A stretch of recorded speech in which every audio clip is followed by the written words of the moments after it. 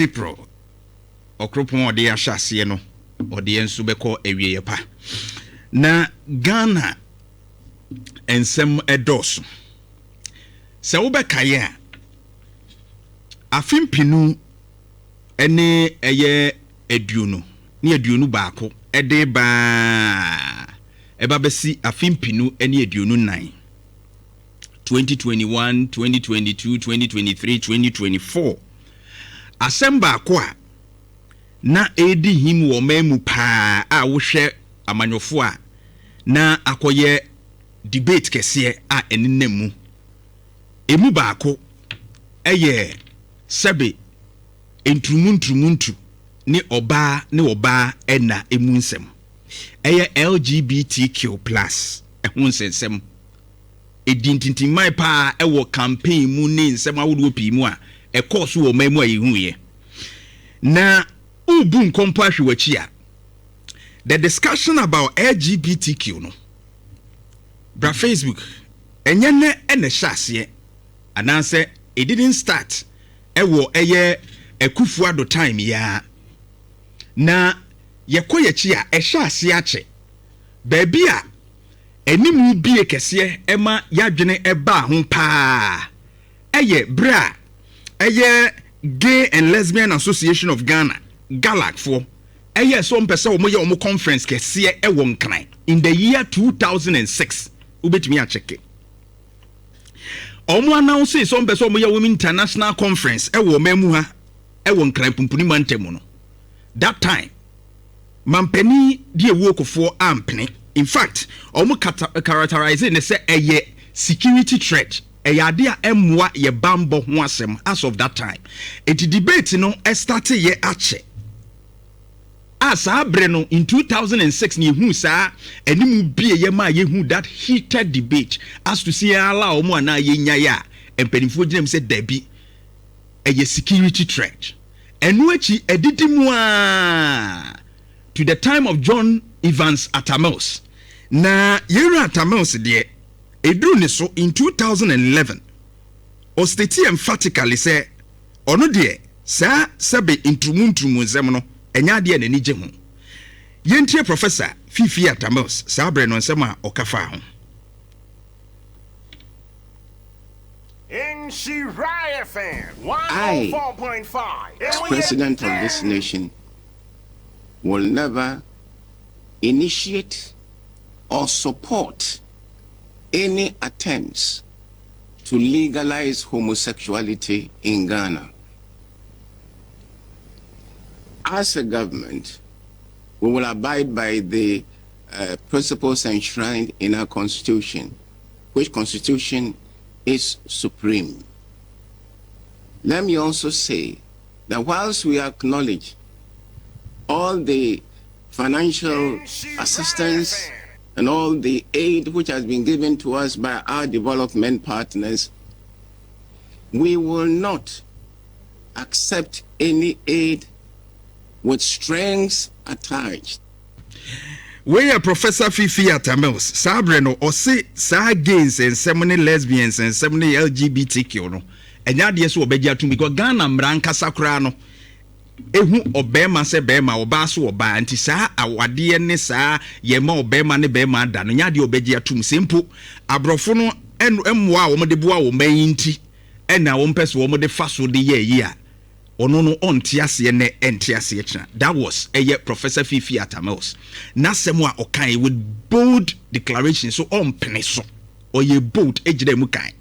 Now after Professor Fifi Atamos efrimu ya memfa ne kransi ye John Dramani Mahama bae no debate ne to aso kakra ba na nhyeda nye too strong na the real position of John Dramani Mahama between 2012 and 2016 na won nhyeda hu ne papa enti na nado danko Akufuado eba betena so no ene sa start biem ne kese so pa yewura Sam George kura di animu ese omo mpene ema chese yenye sa LGBTQ no entum wo manmu ene Akufuado ne ho fa no pa wo mu piano papa ema na hye bedwafo ebi ka bomu kura e de bill eko parliament private member bill si yenhwe na yentimi enye mrantum a ebebra eye saa obema ne bema na ema ene manso enane mu nsem na saa bre na saa no mani nyina ekoso me na adoda nkwa akufuado enya kwanya ewo Aljazeera nkomotwetwe mu na eho ene wo kire se Ghana baby a yegina no sede enkasaye ne si ko no yanhwe ya ono de ontimi nkase entimi mam se LGBTQ no enya adwuma wo man mu ba sede enkomodie ni ekɔ no se ano ne ye den na ene a epese ye getum no eye den a ebetumi abamu saa yentie no earlier on about freedom of expression. So I want to ask you about what is happening in your country and homosexuality, for example, which I believe is illegal and it's punishable. I mean, why is homosexuality still illegal in your country? These the social, cultural issues, if you like. I don't believe that in Ghana so far a sufficiently strong coalition has emerged, which is having that impact on public opinion that will say, change it. Let's then have a new paradigm in Ghana. Is that something you would get behind? I think that it is something that is bound to happen. And when that happens, what's going to provoke it? What's going to make it happen? Oh, it's the activity, like elsewhere in the world. Like elsewhere in the world, the activities of individuals, of groups. I grew up in England. I went to school as a young boy in England, and I grew up at the time in England when homosexuality was banned there. It was illegal, and I lived the period when British politicians.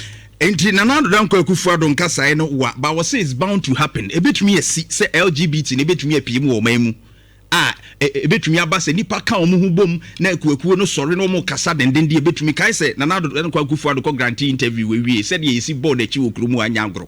Se papa yi they say the ene waji nsemu wo pese wo gitumu anesa because what the UK yemfaton se no mo kromo ba ne no mo nyintum ba ano no ye de nipa akuakuo ka omo hu bom mo nyintum no eduru no wo mo beji tumu ma chese no so ye adwuma nti on de osusu se ebre koda nim no is bound to happen na saa sem wo ya wo kan ye no His Excellency John Dramani Mahama saa time no position enya asem ketwa ene o kan bi papa efa saa comment ya na nado dan ko akufuado emekiye saa bre ni nyina no na emra eda Parliamentary twen se ye beji atum se yen LGBTQ se bintumuntumu na no yempe na Sam George mudi ani mo mani aye dene se yenyintum na Parliament pass LGBTQ bill no wo mo pass se yempe se yeje atum wo mamu ye condemn yempe se be ya de a ebe yenkasa ye kura wo mamu enti ebra wono mo gi the Human Sexual Rights and Family Values Bill a eba ne sa LGBT ni tumu no ekoto akufuado table so na se osign omuji tumu on February 28 2024 ekoto na nado danko akufuado table so no edidahwa na March bosumi mu because emra ne kire se article 106 no kire se of 1982 constitution kire se emra de pass o parliament US president sign na nado table so eda so no won sign ena Richard the last guy centroni one Amanda Odoy doctor ekanidin wo mo de asem ko Supreme Court se da bi yentimi mfa mra ma mehye nkrofo fa ahodie so enti saa bill na ye de bra LGBTQ no wono mo no mo ntiase na parliament kura pass no na wo mo quorum no enya adwuma saa ti Supreme Court enhwe nka ena Supreme Court tena so nyame ya adom ema Supreme Court by 16 December na Supreme Court atu case na gu say de nipa mienu we de ba ye say nka emra na ya atum say ye yempe LGBT no wo mo Supreme Court mo sa amra ni mu no Supreme Court si da bi sa amra ni gina enti on the 19th of December 2024 Ghana we report yes Supreme Court dismisses anti-gay bill ebe ma Akufuado kwan ma watumi assign sa bill no didemu ano ya ansign ene yedi wura mu ebe duru afefefro mu Akufuado de hand over na sabre no me pese wutie ensem bia His Excellency John Dramani Mahama ekae I'm building certain foundation for you to understand baby a free ni baby a yedru. Na meka asem bi a wate ase. As of that time, na His Excellency John Dramani Mahama 2024 or ye campaign ani abre. Oshia asofo. Na okeka ansem bebre ekire wo mu. Even o win elections echi or sanso stress on that. But the entry ensem bi a wo kan efa eye LGBTQ no. Se ono oya Assemblies of God ni enya de se obeji atum da. Se ye ma sa se bintumuntu no enkoso da. We eye bra opre Mahama for president. It will rebana na wona china. Eye bra oye campaign e ka ho asem no. On the Promotion of Proper Human Sexual Rights and Ghanaian Family Values Act, which was passed by Parliament, has set a dangerous precedence for our governance. The constitutional directives for action by the President are quite clear and need not have resulted in this stalemate. As I have publicly stated, I'm a proud member of the Assemblies of God Church, and my faith does not permit same-sex marriages or relationships. No. Enti mampenika say na ma Christopher na wa sofo no ne wo mo a wo ho nyina ba mo nsem ma no say wa ya ade because ye huni say mampeni bi a wo gyina ho a wo petumi a wo no wo mpene kra say ye beje say bentumuntu na gu mu abetu ya mamre gu ne ye behwe ne ye mamma ne ma na wo mo yiye wo mo hu bia ensem fata ene ya mamre enko enti sansem no eto manfo asum e ka ho bi ena mampeni e Christopher a wo mo ye dodo e wo mamu dodo no anso eto aba de mampani si enya mampani a wono sebe onsuso entrumu tru so na nani enrechi mampani di asem bi atodwa ama ye ho adwiri yen John Dramani Mahama chese LGBT na ogina simpie so kan se ono ye Assemblies of God member enti ono de obuni ni chie nya de se obepene ama na ye adwuma wo mamu no His Excellency say enuma opeso ye no wo mamu ene adwendwene a odwene so wo de beboa wo man no eno no nka saa dadwene no enye priority enka ho bi. We remain focused on basic needs, not anti-LGBTQ plus bill. Unim say Parliament 8th Parliament egu ye no a yenya 9th Parliament no saa mra na ye share ne dada no na nka yese Akufuado sign I spy enti ye de ko Parliament foforo na wo mutimi gitum na mampani sign biem na NDC wo majority wo Parliament ya omo mampani in opposition ka so oba ono de won so saa LGBTQ no so ebesi nei ya pass bill mako 10 je fato so mame bills ya pass no fato so mame ya pass bills enya asem ketwa eduha ebi ena umbobo da ubokrata mu no first meeting of the second section of the 9th Parliamentary from February 3rd ebesi March 27th 2026 bill ya passing ko ani bra Facebook behade 1 2 3 4 5 6 7 8 9 10 yetimi ya passing nyina ene gusu no Ghana Deposit Protection Amendment Bill 2025, 24-hour Economy Authority Bill 2025, Value for Money Office Bill 2026. Just say ya pass bill nina. At the end of the day, sa LGBTQ bill no ye huni efa. Mampeni nei watu na numutuo se enya de no hia no kra. Na no me hia na ye ne dadwene no enka ho. I felt so much disappointed. E was our comment ni.